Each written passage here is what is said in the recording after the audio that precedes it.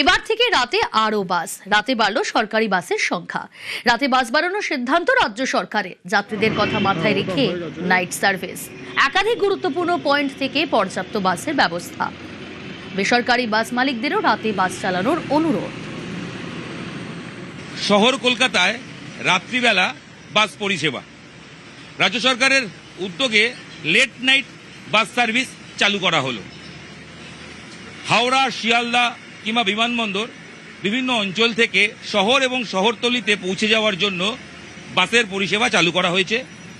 মূলত লাস্ট যে সার্ভিসের বাস ছিল সেগুলোর সময় আরেকটু বাড়িয়ে দেওয়া হয়েছে।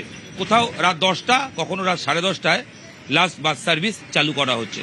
হাওড়া থেকে যে বাস গড়িয়া যাচ্ছে সেই বাসে আমরা রয়েছি এবং দেখতেই পাচ্ছেন ঘড়ির কাঁটা অলরেডি বলছে 11:30 বেজে গেছে এবং বাস ভর্তি মানুষ। কারণ অনেকেই বিভিন্ন জায়গা থেকে আসেন কাজকর্মে এবং সেখানে এসে তারপর শেষ সময় বাড়ি ফেরার সময় লাস্ট বাস পেলে সুবিধে হয়। অনেকটা সুবিধা হবে আমাদের, বাড়িতে যাতায়াতের জন্য অনেক সুবিধা হবে। সুবিধা হবে। আমি রেগুলারলি এই রুটে যাতায়াত করছি। হ্যাঁ, তো আজকে আমি ভাবতেই পারিনি এই রাত্রেবেলা সরকারি বাস পাবো। তো থ্যাঙ্কস টু আওয়ার গভর্নমেন্ট, ধন্যবাদ। 10:45 ছেড়েছে হাওড়া থেকে। আচ্ছা, এটা কি লাস্ট সার্ভিস? হ্যাঁ, এটাই আজকে লাস্ট গাড়ি। এই টাইমিং গুলো তো আগে কম ছিল, মানে আরেকটু আগে ছিল, তাড়াতাড়ি 9:30 10টায় হয়ে যেত। এই যে সরকার নতুন উদ্যোগ নিল, কতগুলো বাস এরকম লেট ছাড়বে জানি না, আপাতত আজকে এটা চালু হয়েছে লেটে, আগামী দিন আরো বাড়বে গাড়ি।